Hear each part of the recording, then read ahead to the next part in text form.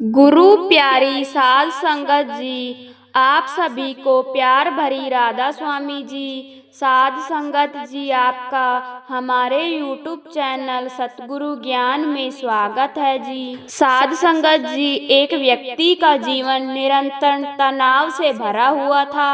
वह चिंता और तनाव के साए में जी रहा था। ऐसा लग रहा था कि वह जीवन नहीं, तनाव का सामना कर रहा था। शादी से पहले उसे शादी की चिंता थी, और जब वह शादी कर चुका तो पत्नी और घर के खर्चों की चिंता उसे घेरे हुए थी। फिर बच्चे न होने की चिंता ने उसकी मानसिक स्थिति को और भी बिगाड़ दिया। जब उसके बच्चे का जन्म हुआ तो उसकी शिक्षा और परवरिश की चिंता ने उसे और भी परेशान कर दिया।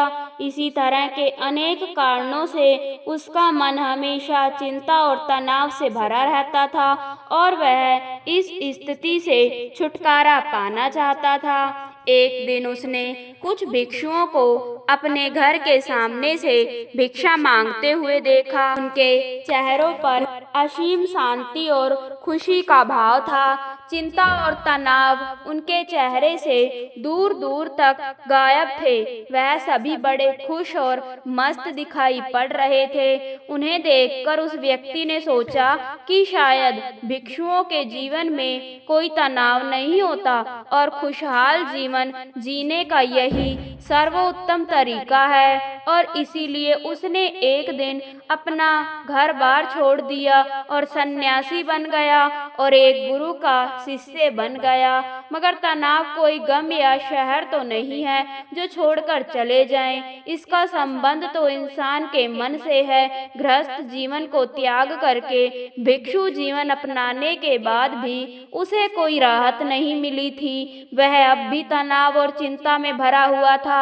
अब उसके जीवन में नए तरह के कामों को लेकर तनाव रहने लगा, जैसे आश्रम के नियम की पालना तनाव, शिक्षाओं को ग्रहण करने का तनाव, सतगुरु की आज्ञा का पालन का तनाव, और भिक्षा मांगने का तनाव, और सभी शिष्यों के सामने खुद को सर्वश्रेष्ठ साबित करने की दौड़ लगी रहती थी। उसका तनाव कुछ दिनों तक तो सब कुछ ठीक चल रहा था, लेकिन फिर उसे अपने परिवार की याद आने लगी, उनकी चिंता सताने लगी। वह महसूस करने लगा उसको सांसारिक जीवन में भी तनाव था और उसके सन्यासी जीवन में भी तनाव है। फिर उसने सोचा कि तनाव तो दोनों ही जगह है। परिवार के साथ रहने से भी तनाव है और आश्रम में रहने से भी तनाव है। जब दोनों ही जगह तनाव ही रहना है तो फिर क्यों ना मैं अपने परिवार के साथ रहूं।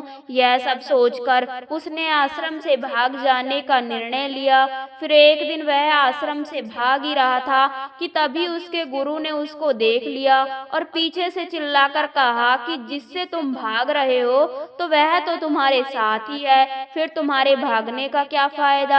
आखिर कब तक तुम ऐसे ही भागते रहोगे। गुरु की आवाज सुनकर वह व्यक्ति रुक गया और बोला कि गुरुदेव, मेरा जन्म तनाव से भरा हुआ था और उस तनाव से छुटकारा पाने के लिए मैं भिक्षु बन गया, मगर यहाँ भी मेरा तनाव कम नहीं हुआ। इसीलिए मैं अपने सांसारिक जीवन में वापस लौट रहा हूँ। गुरु ने कहा, वह सब तो ठीक है, तुम वापस जा सकते हो, लेकिन कम से कम तनाव को तो यहीं छोड़ जाओ। वापस सांसारिक जीवन में जाकर फिर उसी तनाव में जाकर जियोगे तो यहाँ आने का क्या फायदा। शिष्य ने कहा, गुरुदेव, क्या ऐसा संभव है? क्या ऐसा हो सकता है कि मेरे जीवन का सारा तनाव गायब हो जाए? गुरु ने कहा, क्यों नहीं, यह बिल्कुल संभव है, मगर इसके लिए तुम्हें एक काम करना पड़ेगा।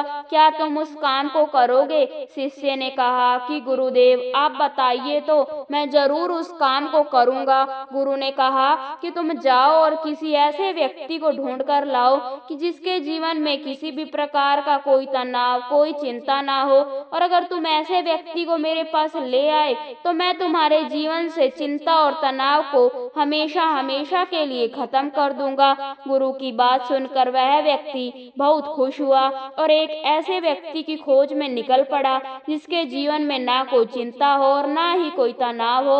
और फिर गुरु से आज्ञा लेकर वह शिष्य कोई ऐसे व्यक्ति की तलाश में निकल पड़ा जिस व्यक्ति के जीवन में ना ही कोई चिंता हो और ना ही कोई तनाव हो। वह बहुत घूमा, गांव में घूमा, कई नगरों में गया, बहुत से लोगों से मिला, मगर उसे ऐसा एक भी व्यक्ति नहीं मिला जो तनाव और चिंता से मुक्त हो। तनाव और चिंता की बात सुनते ही लोग गंभीर हो जाते थे और फिर अपने जीवन की समस्याओं को बहुत बढ़ा चढ़ाकर बताते कि जैसे उनके जैसा परेशान और तनावग्रस्त व्यक्ति इस दुनिया में कोई है ही नहीं। और फिर ढूंढते ढूंढते सुबह से शाम हो गई, मगर उसे ऐसा व्यक्ति नहीं मिला जो पूरी तरह से तनाव मुक्त हो। और फिर उसे एक समझदार व्यक्ति ने सलाह दी कि इस दुनिया में केवल शराबी ही एक ऐसा व्यक्ति है जिसके जीवन में कोई चिंता, कोई तनाव नहीं है, इसलिए तुम एक शराबी को ढूंढो और उसे पूछो। शिष्य ने उस व्यक्ति की बात मान ली और बहुत खोज मशक्कत के बाद एक ऐसे शराबी को ढूंढ निकाला जो हर समय शराब के नशे में धुंध रहता था। उसने उस शराबी से पूछा, मैंने सुना है कि तुम्हारे जीवन में कोई चिंता, कोई तनाव नहीं है, तो क्या यह बात सच है? शराबी ने लड़खड़ाते हुए जुबान से उत्तर दिया, तनाव? यह क्या होता है? किस चीज का नाम है? मुझे नहीं पता। और फिर यह सुनते ही शिष्य की खुशी का ठिकाना ना रहा। उसने सोचा कि चलो दिन भर मेहनत करने के बाद आखिर वह व्यक्ति मिल ही गया जिसकी मुझे तलाश थी। और फिर शिष्य यह सब सोच ही रहा था तो तभी शराबी फिर बोल पड़ा, मुझे सिर्फ इस बात की चिंता सताती रहती है कि मुझे शराब कहाँ से मिलेगी, शराब के लिए धन का इंतजाम कहाँ से होगा? क्या तुम्हारे पास कुछ धन है? क्योंकि मैंने अपनी पत्नी से सारा धन छीनकर उसकी शराब पी गया हूँ। क्या तुम मेरी कुछ मदद कर सकते हो? यह सुनकर वह शिष्य हैरान रह गया। उसकी सारी खुशी गायब हो गई। अब तक दिन भी ढल चुका था और अंधेरा होने वाला था और इसीलिए वह थक कर एक मंदिर के चबूतरे पर बैठ गया। वह बहुत ही हताश और निराश था। वह सोचने लगा कि क्या इस दुनिया में कोई भी तनाव मुक्त नहीं है। और फिर तभी एक छोटा सा गरीब बच्चा उसके पास आया और बोला कि मुझे बहुत जोरों की भूख लगी है, क्या कुछ खाने को मिलेगा? फिर वह शिष्य उस बच्चे की तरफ देखकर बोला कि जब तुम जैसे छोटे बच्चे के जीवन में भी चिंता और तनाव है तो बड़ों का क्या हाल होगा? बच्चे ने कहा, महात्मा जी, चिंता और तनाव नहीं, केवल भूख है। क्या आपके पास से कुछ खाने के लिए मिलेगा? और फिर बच्चे की यह बात सुनकर शिष्य प्रसन्न हो गया, जैसे उसे कुछ मिल गया हो। फिर उसने अपने झोले में से कुछ खाना निकालकर उस बच्चे को दे दिया और फिर वहां से भागता हुआ शिष्य गुरु के पास पहुंचा और बोला कि गुरुदेव, सारा दिन ढूंढने के बाद भी मुझे कोई ऐसा व्यक्ति नहीं मिला जो तनाव से मुक्त हो और जिसके जीवन में कोई भी चिंता ना हो, क्योंकि सभी के जीवन में कुछ न कुछ तो चिंताएं और तनाव हैं। जैसे जिसके पास धन नहीं है, धन कमाने की चिंता है कि मैं और धन इकट्ठा कर लूं। जिसके पास प्रेम नहीं है तो वह प्रेम के लिए चिंतित है। जिसके पास प्रेम है तो वह प्रेम से चिंतित है। जिसके पास काम नहीं है तो वह काम के लिए परेशान है। जिसके पास काम है तो वह काम से परेशान है। इस दुनिया में हर इंसान हर स्थिति में किसी न किसी वजह से परेशान है और तनावपूर्ण जीवन व्यतीत कर रहा है। लगता है कि इस तनाव से छुटकारा पाना संभव ही नहीं है।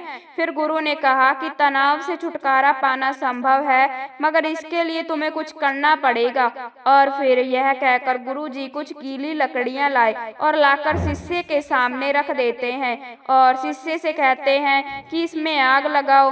फिर शिष्य उन गीली लकड़ियों में आग लगाने का बहुत प्रयास करता है, मगर उसमें आग नहीं लगती। और फिर शिष्य कहता है कि गुरुदेव, लकड़ियां तो गीली है, फिर इसमें आग कैसे लग सकती है? फिर गुरु ने कहा कि बेटा, फिर तुम अब क्या करोगे? क्या इन लकड़ियों को खाओगे या बैठकर चिंता करते रहोगे कि अब मैं क्या करूं? इन लकड़ियों में आग तो लग नहीं रही। क्या तुम्हारी इस तरह चिंता करने से यह लकड़ियां सूख जाएगी, या फिर तुम थोड़ी सी मेहनत करके कुछ सूखी लकड़ियां इकट्ठा करके और आग लगाओगे? फिर शिष्य ने कहा कि गुरुदेव, आप ठीक कहते हैं, मगर हर चीज में कोई ना कोई तो चिंता होती ही है। फिर गुरु ने कहा कि चिंता किसी चीज में नहीं होती, चिंता तुम्हारे अंदर, तुम्हारे मन में होती है। और जहाँ पर चिंता और तनाव होता है तो फिर वहाँ पर सफलता मिलना मुश्किल हो जाती है।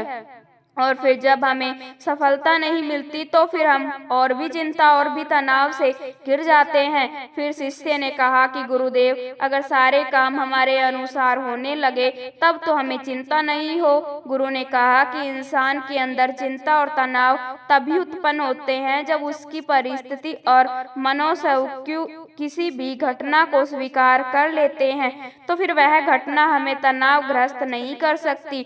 जैसे कि किसी दुर्घटना में अपाहिज हुए लोग शुरू में तो बहुत चिंतित और तनावग्रस्त होते हैं, क्योंकि उन्होंने अब तक अपने अपाहिजपन को स्वीकार नहीं किया होता, मगर धीरे धीरे समय के साथ साथ वह अपने इस स्वरूप को स्वीकार कर लेते हैं और फिर उन्हें वह अपाहिजपन इतना चिंतित और परेशान नहीं करता जितना शुरुआत में करता था। गुरु ने समझाते हुए आगे कहा, जीवन में कुछ समस्याएं होती है और कुछ समस्याएं हम खुद निर्मित कर लेते हैं, सिर्फ सोच सोच कर, जबकि असल में समस्याएं होती ही नहीं है। शिष्य ने कहा कि गुरुदेव, मैं कुछ समझा नहीं। गुरु ने कहा, तुम अपने परिवार को छोड़कर यहाँ पर क्यों चले आए? शिष्य ने कहा, क्योंकि वहाँ मेरे जीवन में बहुत तनाव था। गुरु ने कहा, अच्छा, तो क्या यहाँ आने पर तुम्हारे जीवन में तनाव है? शिष्य ने कहा, हाँ गुरुदेव, तनाव तो यहाँ भी है। गुरु ने कहा, तो क्या तुम्हारे अंदर हर समय यह विचार नहीं उठते रहते कि मेरे साथ ही बुरा क्यों होता है, मैं ही अभागा क्यों हूँ, मुझसे नहीं हो पाएगा, सभी लोग बुरे हैं, काश ऐसा हो जाए, सब मेरे अनुसार हो जाए, मुझे ज्यादा मेहनत ना करनी पड़े, और इसी तरह के और विचार क्या तुम्हारे मन में नहीं उठते? शिष्य ने कहा, हाँ गुरुदेव, हाँ बिल्कुल ऐसा ही होता है। जब मैं आश्रम में गुरु भाइयों के साथ रहता हूँ तब भी, और जब मैं घर में था तब भी। गुरु ने कहा कि समस्याएं तुम्हारे बाहर नहीं है, समस्याएं तुम्हारे भीतर है। तुमने अपने अंदर बेवजह का तनाव बना रखा है। उन काल्पनिक घटनाओं के बारे में सोच सोच कर जो शायद तुम्हारे जीवन में कभी घटित भी नहीं होगी, उनके बारे में सोचकर ही तुम चिंताग्रस्त रहते हो, तनाव में रहते हो। और जिस दिन तुम्हें यह बात समझ में आ जाएगी कि जीवन में समस्याएं होती है तो उनका समाधान भी होता है, और उस समाधान को पाने के लिए कार्य करना पड़ता है, और उस कार्य का परिणाम भी होता है, तो उस दिन से तुम्हारे जीवन में कोई भी तनाव नहीं रहेगा। शिष्य ने कहा, गुरुदेव, आप सही कह रहे हैं। मुझे मंदिर के बाहर एक बच्चा मिला था, और फिर जब मैंने उसे पूछा कि क्या तुम्हारे जीवन में कोई चिंता है, तनाव है, तो उसने कहा था, ना कोई चिंता है और ना तनाव है, बस भूख है। उस समय मैं समझ नहीं पाया था समस्याएं तो भूख है, तनाव या चिंता नहीं। केवल भूख का समाधान किया जा सकता है, तनाव या चिंता का नहीं। इसलिए जिस काम की वजह से चिंता या तनाव उत्पन्न होता है तो उस काम को खत्म कर दो, फिर तनाव और चिंता अपने आप खत्म हो जाएगी। बस केवल यही एक छोटी सी बात है जो हमें समझनी है। साध संगत जी, जैसे ही हमारी सोच होती है तो फिर वैसा ही हमारा जीवन बन जाता है। जो हम सोचते हैं तो फिर वैसा ही करते जाते हैं। किसी ने ठीक ही कहा है कि उनके साथ जरूर रहो जिनका वक्त खराब है, मगर उनका साथ छोड़ दो जिनकी नीयत खराब है। एक 24 साल का लड़का था जो कि एक जमींदार के यहाँ नौकरी करता था। उसके माता पिता इस दुनिया में नहीं थे। उसकी जिंदगी बड़ी कठिनाइयों में बीत रही थी। वह रोज जाता और पैसे कमाकर घर आता था और खाना बनाकर खाता और सो जाता था, और यही उसकी दिनचर्या थी। और एक बार जब वह शाम को काम से अपने घर लौट रहा था तो उसने देखा कि एक बड़े फकीर अपनी पीठ पर 3 बड़ी पोटली रखकर नगर से दूसरे नगर की तरफ जा रहे थे। वह देखने में काफी बूढ़े लग रहे थे और काफी देर से ऐसे ही सफर कर रहे थे, और फिर आखिर वह काफी देर चलने के बाद चलते चलते थक गए और एक पेड़ के नीचे आकर बैठ गए। और तभी उनकी नजर इस नौजवान युवक पर पड़ी जो कि उस रास्ते से जा रहा था, उसी दिशा में जा रहा था जिस दिशा में उस बूढ़े फकीर को जाना था।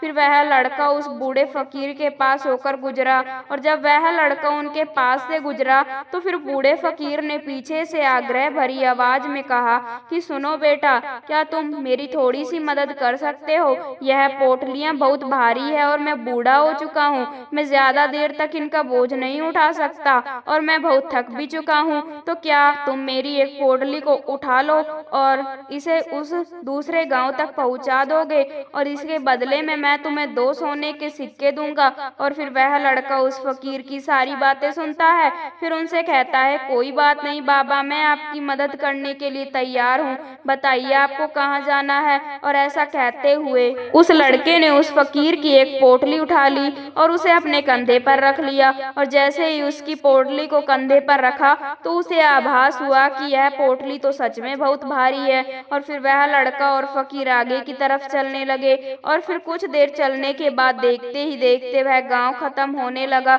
और एक सुनसान रास्ता आगे की ओर जा रहा था।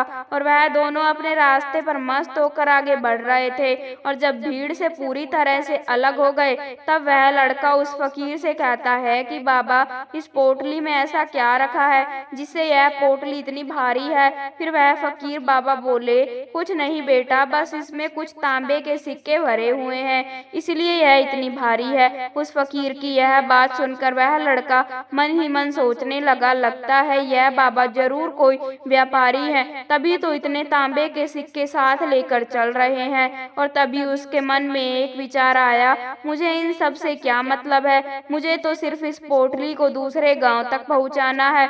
और जैसे ही उसके मन में यह ख्याल आया, फिर उसने उस तांबे के सिक्कों का ख्याल अपने मन से निकाल दिया और मस्त होकर आगे बढ़ने लगा। चलते चलते कुछ और समय बीता, फिर वह दोनों एक नदी के किनारे आ पहुँचे।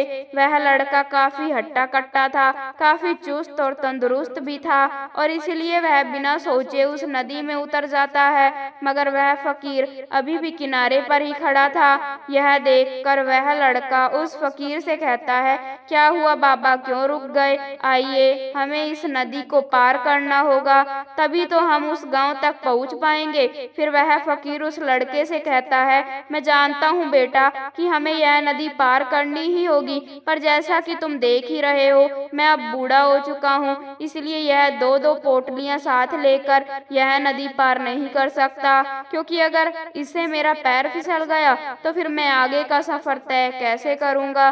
क्या तुम मेरी एक और पोटली ले सकते हो और मैं तुम्हें इसके बदले में 2 सिक्के और दूंगा। और फिर वह लड़का मुस्कुराते हुए उस फकीर से कहता है कि बाबा, आप मुझे शर्मिंदा कर रहे हैं, अगर आप मुझे सोने के सिक्के ना भी दो तब भी मैं आपका काम अवश्य करूंगा, मैं आपको उस दूसरे गांव तक जरूर पहुंचाऊंगा।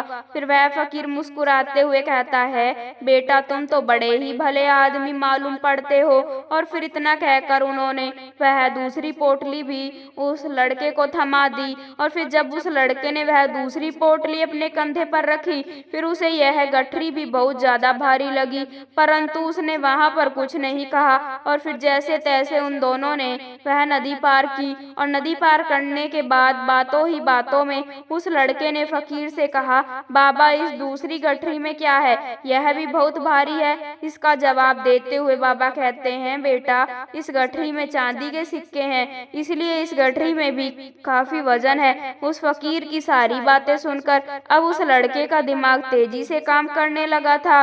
वह सोचने लगा कि एक गठरी में तांबे के सिक्के हैं और दूसरी में चांदी के हैं, और ऐसा लग रहा है जैसे यह फकीर बाबा काफी दूर से आ रहे हैं और इन्होंने अपनी सारी जमीन जायदाद बेचकर यह सिक्के इकट्ठा किए हैं, इसलिए इतना धन साथ लेकर घूम रहे हैं। मगर वह लड़का उस फकीर बाबा से कुछ भी नहीं कहता और वह दोनों चुपचाप मार्ग में आगे की ओर बढ़ते चले जाते हैं। और कुछ देर चलने के बाद आगे फिर एक सुनसान रास्ता आता है। उस सुनसान रास्ते के आते ही उस लड़के के मन में तरह तरह के विचार उठने लगे। वह सोचने लगा कि यह तो सुनसान रास्ता है और अगर मैं यह सिक्के लेकर भाग जाऊं तो यह फकीर भला कब तक मेरे पीछे भागेगा, मुझे नहीं लगता कि यह मुझे पकड़ पाएगा और यहाँ पर कोई भी नहीं है जो इसकी मदद करे, और वैसे भी यह बहुत सारे सिक्के हैं और मैं इनसे अच्छे से दुकान खरीद सकता हूँ और खुद का व्यापार भी शुरू कर सकता हूँ।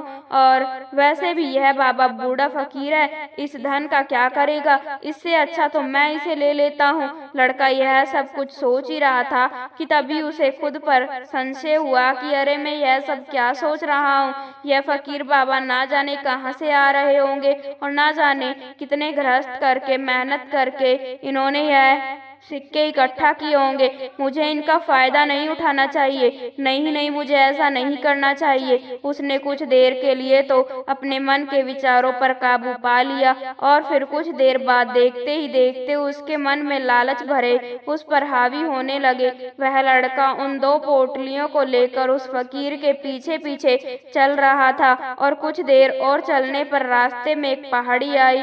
उसे देखकर वह फकीर बाबा उस लड़के से कहते हैं कि बेटा, यह पहाड़ी मैं नहीं चढ़ पाऊंगा क्योंकि मैं काफी बूढ़ा हो चुका हूँ और मेरे घुटनों में भी दर्द रहता है, और अगर तुम मेरी यह तीसरी गठरी भी ले लो तो मैं तुम्हें 2 सोने के सिक्के और दूंगा, लेकिन याद रखना कहीं गिराना मत, यह कहीं खुल ना जाए। यह बात सुनकर वह लड़का उस फकीर से कहता है कि बाबा, आखिर इस गठरी में ऐसा क्या है? और फिर वह फकीर उस लड़के से कहते हैं कि बेटा, इसमें सोने के सिक्के हैं। और यह सुनकर वह लड़का मन ही मन बहुत प्रसन्न हुआ।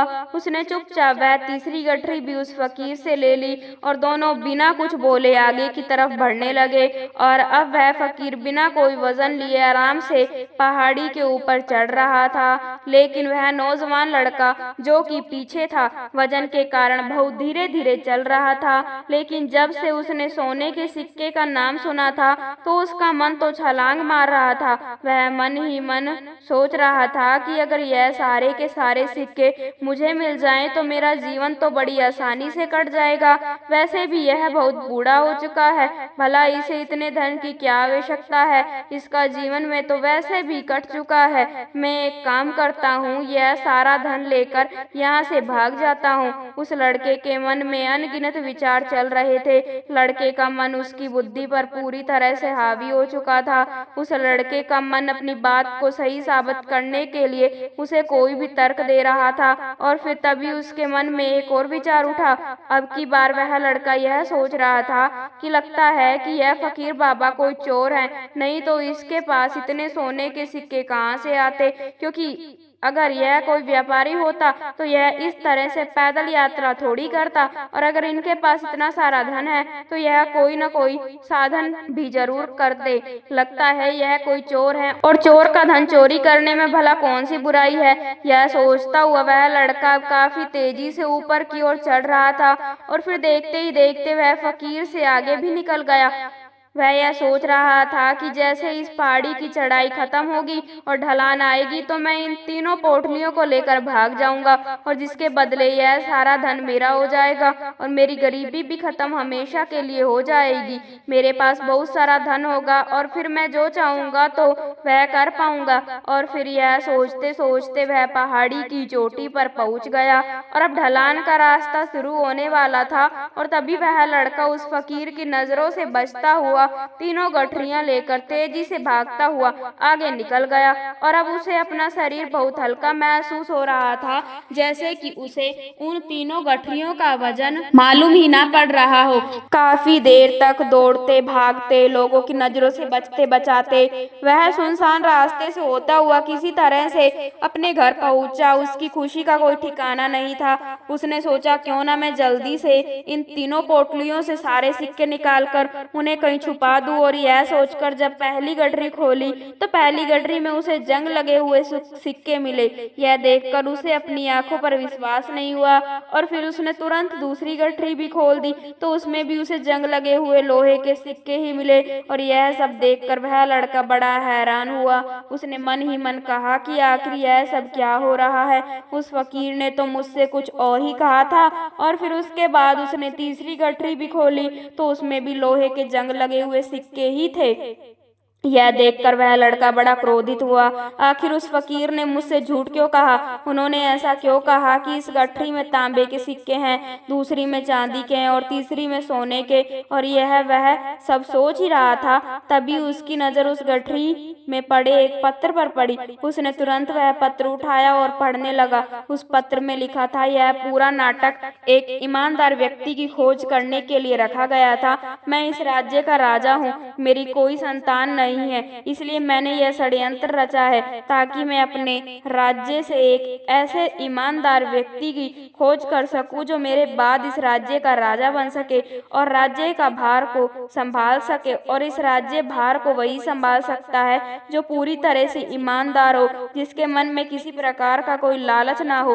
पत्र पढ़ते ही वह लड़का जोर जोर से चिल्लाने लगा और अपना सर पकड़कर बैठ गया। वह यह जानता था कि अगर वह अपने मन के विचारों पर नियंत्रण कर लेता तो उसका जीवन बदल सकता था, लेकिन अफसोस वह अपने मन के विचारों पर नियंत्रण नहीं कर पाया। साध संगत जी, संत महात्मा, संत सतगुरु जी कहते हैं कि विचार ही सब कुछ है। जैसे हम सोचते हैं तो वैसा ही हम बन जाते हैं, इसलिए हमारी सबसे बड़ा दुश्मन भी हमें इतना नुकसान नहीं पहुंचा सकता जितना कि हमारे मन के यह अनगिनत विचार पहुंचा सकते हैं। सतगुरु जी कहते हैं कि अपने मन को ध्यान से देखो, हमारे मन में जो विचार चलते हैं तो वही विचार शब्द बनते हैं और विचार ही कर्म के रूप में प्रकट होते हैं। बार बार दोहराने पर कर्म आदत में बदलता है और समय के साथ धीरे धीरे यह आदतें हमारे चरित्र का गठन करती है और आगे चलकर यही चरित्र हमारे भाग्य का निर्माण भी करता है। इसलिए हमारे विचारों के प्रति सतर्क रहना बेहद जरूरी है, हमारा जागरूक रहना बहुत जरूरी है, हमारा इस पर ध्यान देना ही जरूरी है कि हमारे मन में किस तरह के विचार उठ रहे हैं। और आगे संत सतगुरु कहते हैं कि कमजोरी हमेशा छोटे विचार से शुरू होती है। छोटा विचार एक बीज की तरह होता है और अगर समय रहते इस विचार रूपी बीज को नष्ट ना किया जाए तो यह छोटा सा विचार बहुत ही जल्दी एक विशाल वृक्ष का रूप ले लेता है और हमारी बुद्धि की सोचने और समझने की क्षमता को पूरी तरह से नष्ट कर देता है। इसलिए जब हमारे मन में पहली बार कोई गलत विचार जन्म ले तो तभी उसे जड़ से उखाड़ देना चाहिए, नहीं तो वह बहुत जल्द एक विशाल वृक्ष का रूप ले लेगा और हमें किसी न किसी गलत राह पर धकेल ही देगा और फिर हम चाहकर भी उसे रोक नहीं पाएंगे। मगर अब प्रश्न यह उठता है कि हम अपने मन के विचारों को कैसे नियंत्रित करें, क्योंकि हमारा मन तो इतना शक्तिशाली है, इतना चंचल है कि वह किसी न किसी तरीके से हम पर हावी हो ही जाता है। हम चाहकर भी उस पर नियंत्रित नहीं रख पाते हैं। और इस प्रश्न के उत्तर में सतगुरु जी हमें दो बातें बताते हैं। पहली बात, सही इरादा विकसित करो। कई बार आपने देखा होगा कि आप बोलना कुछ और चाहते हैं मगर कुछ बोल और देते हैं, क्योंकि अपने मन के भीतर जो कुछ भी बसा हुआ है तो वही आपके मुख से बाहर भी निकल रहा है। लेकिन जब हमसे वह गलती हो जाती है तो उसके बाद हमारा मस्तिष्क अच्छी तरह से काम करना शुरू कर देता है। हम अपने बोलने और सोचने के प्रति सतर्क हो जाते हैं और इसी अवस्था में हमें एहसास होता है कि हमसे गलती हो गई है और फिर हमारा मन दुखी हो जाता है, वह पश्चाताप से भर जाता है। और उस दुख और पश्चाताप से बचने के लिए सतगुरु जी हमें इरादा विकसित करने के लिए कहते हैं। और ऐसा करने के लिए जब भी आप कोई कार्य करने जा रहे हो तो सबसे पहले आपको स्वयं से पूछना चाहिए कि जो कुछ भी मैं करने जा रहा हूँ इसके पीछे मेरा इरादा क्या है। क्या मैं दूसरों को दुख पहुँचाना चाहता हूँ, दूसरों को नीचा दिखाने जा रहा हूँ, या मुझे दूसरों को और खुद को ऊपर उठाना है। इसलिए खुद से सवाल करें, खुद को सचेत कीजिए। और फिर जब आप इरादों के प्रति सचेत होने लगेंगे, जब आप विचार के प्रति जागरूक होने लगेंगे, तभी आपके अंदर सकारात्मक ऊर्जा का प्रवाह होगा। फिर ही आप सकारात्मक इरादों से जुड़ने लगेंगे और अपने अंदर बैठी हुई नकारात्मक इरादे दिन प्रतिदिन कम होने लगेंगे। परंतु स्मरण रहे, आपको यह हर दिन करना होगा और आपको हमेशा इस बात का ध्यान रखना होगा कि आपको केवल अच्छा सोचना है और आपके इरादे हमेशा सही होने चाहिए। फिर ही आप दुख और तकलीफों से बच सकते हैं, नहीं तो आप इसी तरह दुख और तकलीफों से घिरे ही रहेंगे और आप कभी भी इससे बाहर नहीं निकल पाएंगे। दूसरी बात, विचारों के प्रति जागरूकता विकसित करो, जिससे आपका मन धीरे धीरे शांत होने लगेगा और आपके मन में बसी हुई सभी नकारात्मक ऊर्जा, यह सभी नकारात्मक विचार खत्म होने लगेंगे और आप शांति की दिशा में आगे बढ़ेंगे। और इसके लिए सिर्फ आपको इतना ही करना है कि इस पल में जो भी कुछ घटित हो रहा है आपकी आंखों के सामने, आपके अंदर जो कुछ भी जैसा भी चल रहा है तो बस उसे देखते रहना है। अपने मन के अच्छे बुरे विचार, अपनी भावनाओं और इरादों पर बिना कोई प्रतिक्रिया दिए बस उन्हें देखते रहना है, जिससे आपके मन के सारे विचार देखते ही देखते खत्म होने लगेंगे और आपका मन खाली होने लगेगा। इसके बाद आप न केवल और तकलीफों से भी दूर रह सकते हैं, नकारात्मक विचारों से बच सकते हैं, बल्कि आप बहुत से दुख और तकलीफों से भी दूर रह सकते हैं। इसलिए सतगुरु जी कहते हैं कि जो स्वयं को देखता है तो वही सबसे बड़ा तपस्वी है, अर्थात जो अपने मन में चल रहे विचारों को सिर्फ देखता है और उन पर कोई प्रतिक्रिया नहीं करता, सिर्फ उन्हें देखता है और समझता है, तो वास्तव में वही अपने मन पर नियंत्रित भी कर सकता है और वही अपना जीवन खुशहाली के साथ जी सकता है। इसलिए अगर आप भी अपने जीवन को सुखी और खुशहाल बनाना चाहते हो तो आपको भी अपने मन पर नियंत्रण साधना ही होगा, अपने मन में चल रहे विचारों के प्रति जागरूक होना ही होगा और अपने मन को खाली करना ही होगा। साध संगत जी, आज की साखी अगर आपको अच्छी लगी हो तो चैनल को सब्सक्राइब जरूर करें और ऐसे ही रूहानी सत्संग साखियाँ सुनने के लिए बेल आइकन को प्रेस जरूर कर लेना जी और कमेंट में राधा स्वामी जरूर लिखे जी। राधा स्वामी जी।